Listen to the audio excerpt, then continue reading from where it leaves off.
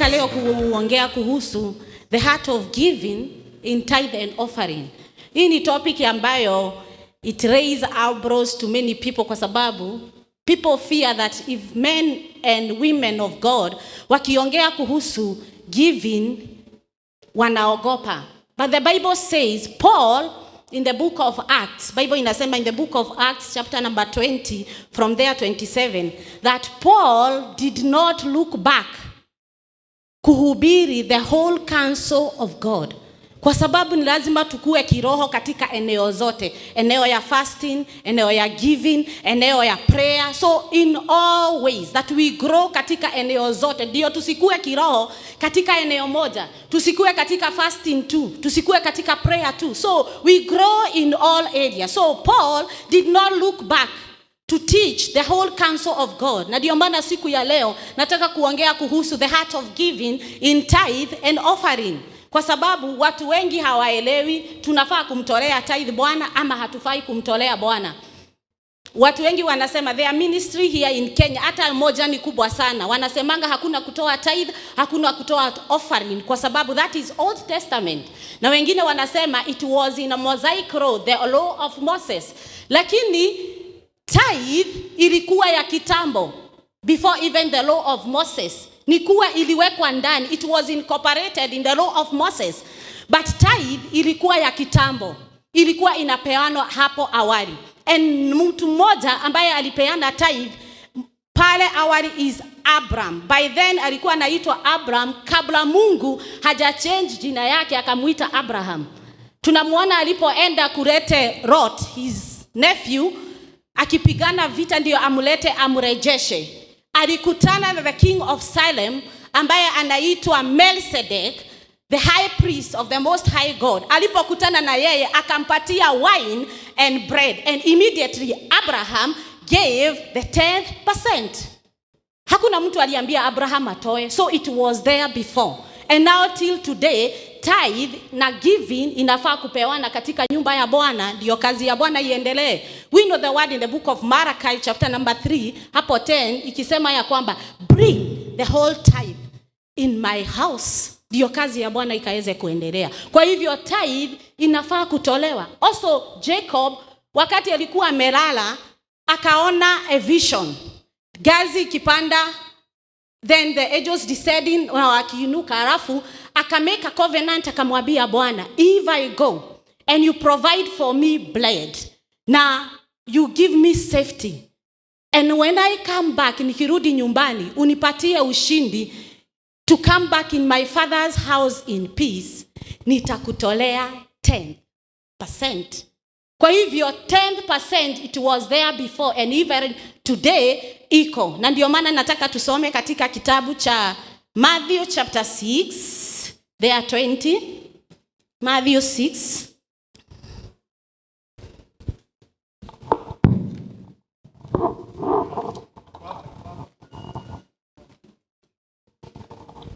But lay up yourself treasures in heaven, where neither moth nor rust do corrupt, and where thieves do not break through or steal.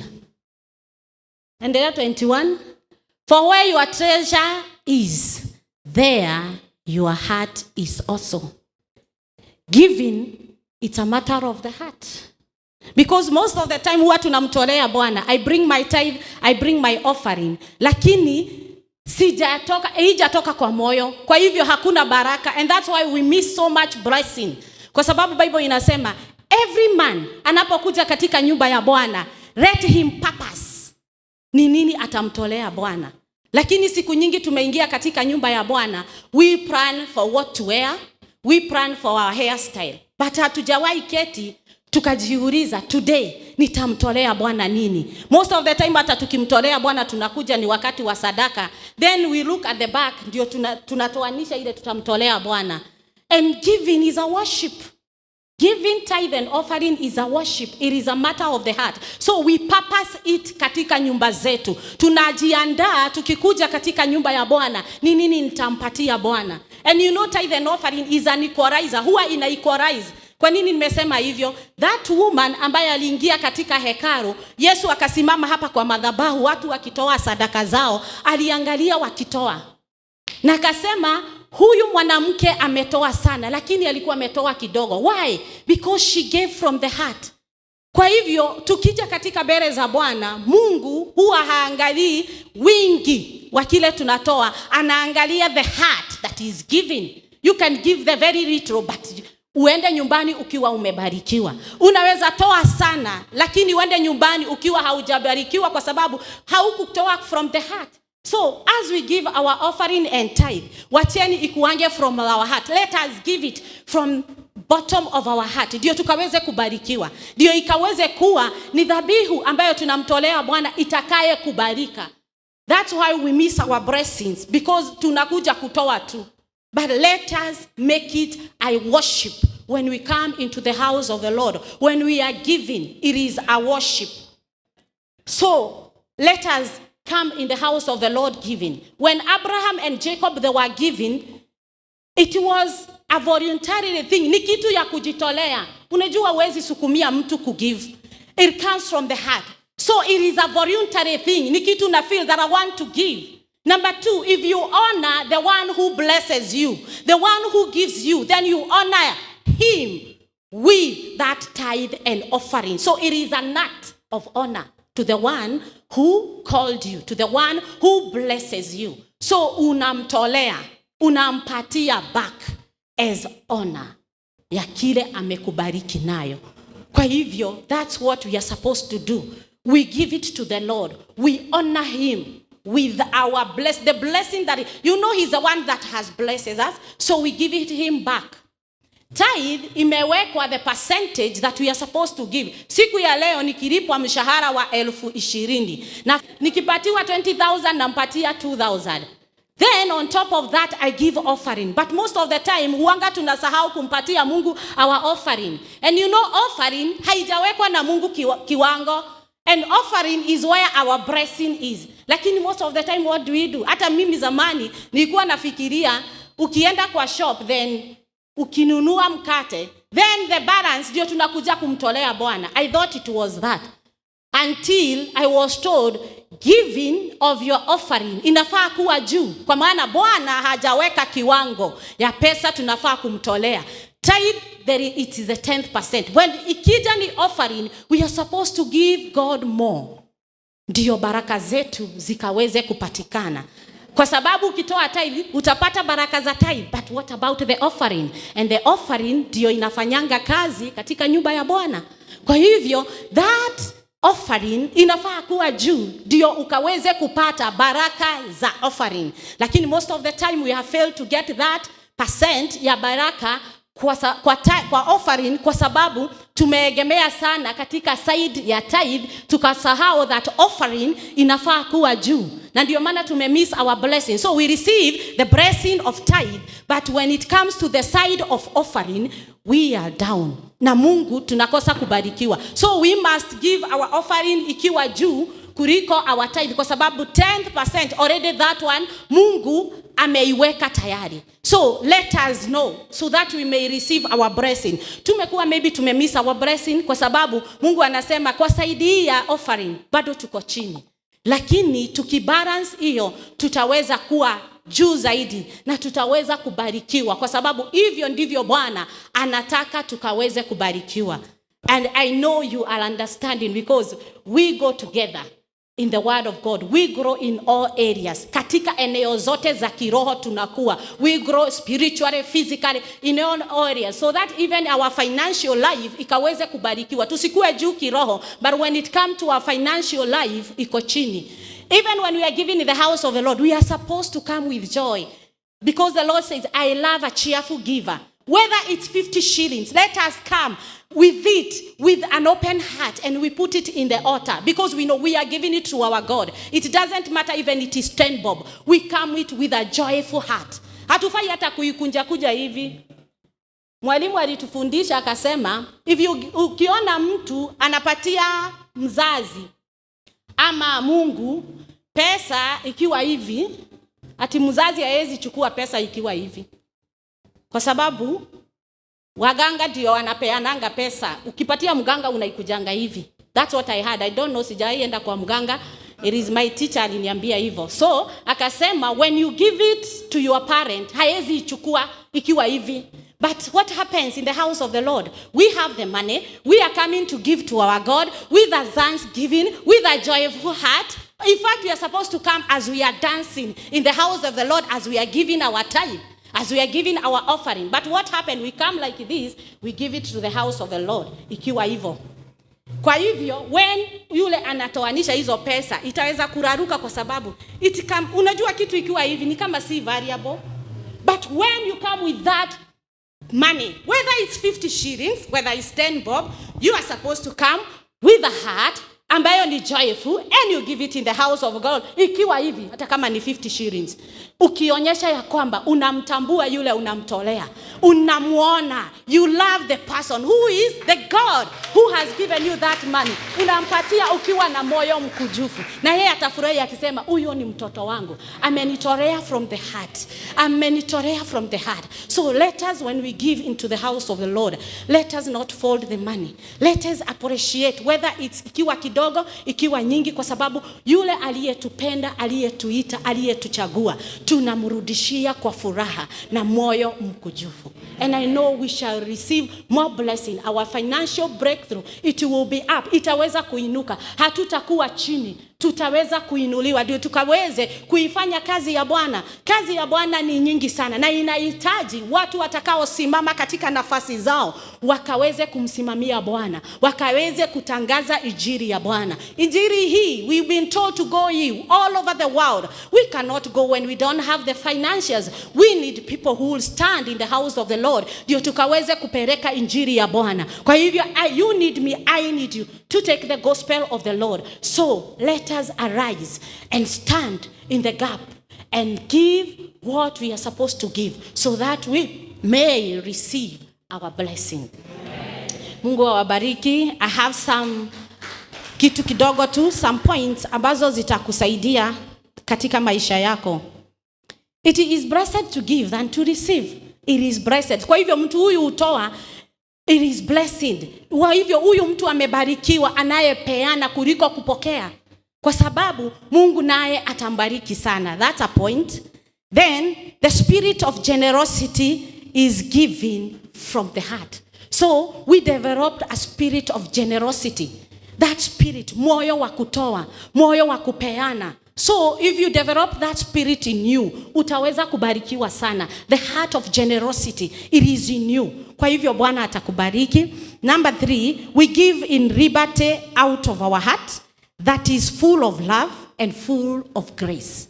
That heart that is given. So when we are giving it to God, we give it in liberty, with freedom. It's not a thing that we are forced. Siwezi simama hapa niseme mtamtolea Bwana kama hamtolei. No, it is liberty. You have the freedom ya kumpatia Bwana. Liberty, it is in you, ya kugive to God kile uko nacho. So you feel it that you are giving it in liberty, full of love, ukiwa umejawa na upendo mwingi, and then full of the grace of God. The other point, giving aligns our heart with God's heart. Kwa hivyo tunapomtolea Bwana, our hearts align together with the heart of God. Kwa hivyo moyo wetu na moyo wa Mungu, when we are giving, ziko pamoja, zinaperekana pamoja. Our heart and our heart of God, they align together when we give in the house of God, in the ministry, in the work of God. So our heart and the heart of God aligns together tunapomtolea Bwana.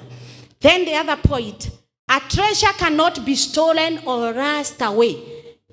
When we are giving the treasure as we read, that treasure, we treasure our treasure. Where your heart is where your treasure is. Kwa hivyo unapopeana hiyo treasure, haitaweza kuwa rust. Kwa hivyo haitapotea. It will not rust. Na haitapotea. So itakuwa multiplied, itakuwa baraka. Kwa hivyo utakaa kwa blessing today, tomorrow, until Jesus come. Kwa maana ni kitu haiwezi kurust. When you give in the house of God, you do not lose, you count profit, because in the house of God hakukuangi na that sign ya loss. You always multiply, because God is God of multiplication. Kwa hivyo hakuna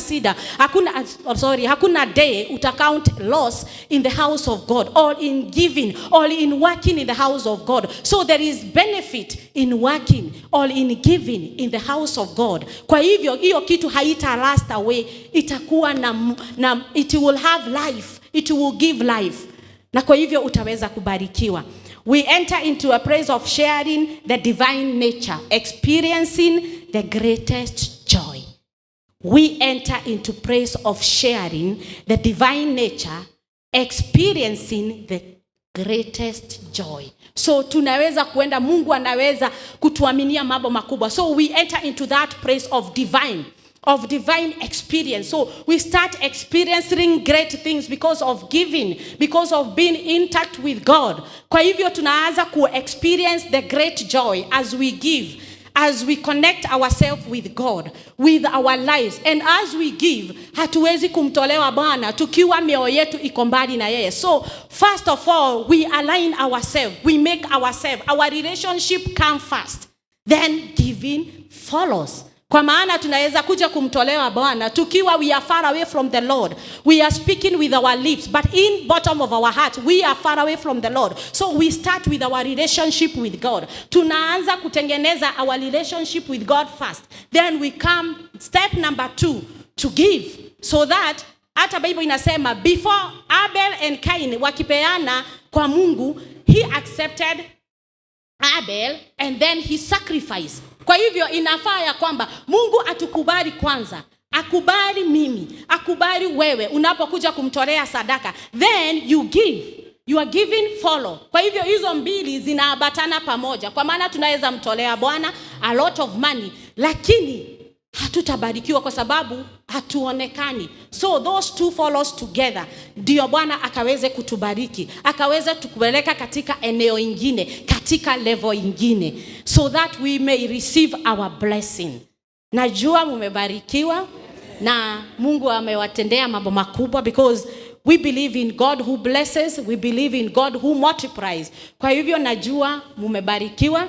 Mungu awatendee mema. Let us have that heart of giving from the bottom of our heart. Na ninajua Mungu atawabariki, awatatendea mema kwa sababu yeye ni mwaminifu. He is a faithful God. Let us stand on our feet. Niweze kukuombea, najua utabarikiwa. Father, in Jesus' mighty name, we thank you and we honor you. Every time we'll come before you, Lord, we'll come with a heart of giving. Kwa sababu Bwana unataka kutubariki na pia kutuinua. Ninatangaza nguvu zako katika madhabahu yako siku ya leo, that your children will be blessed as they go, as they come. Utainua biashara zao, their financial breakthrough Bwana utainua, ndio wakaweze kuinuliwa na wewe, wakaweze kubarikiwa, ndio wakaweze kujisimamia katika maisha yao na pia maisha yao ya kiroho. Thank you, Lord, because you are faithful this morning. Ninatangaza yoyote ambayo hana nguvu ya kiroho siku ya leo, I speak your power this day, I speak your anointing this day. Ninatangaza atainuka kiroho, ambaye anasikia moyo wake umeinama. I declare the power of God, the spirit of the Lord is in this place. So I raise that heart, I raise that spirit. Ninatangaza hata kufa moyo atainuka, kwa maana you are there with them. Let the weak say that they are strong this morning, kwa maana nguvu zako ziko mahali hapa Bwana kuinua. Ninatangaza hawatalia tena. You are coming to visit them in a mighty way.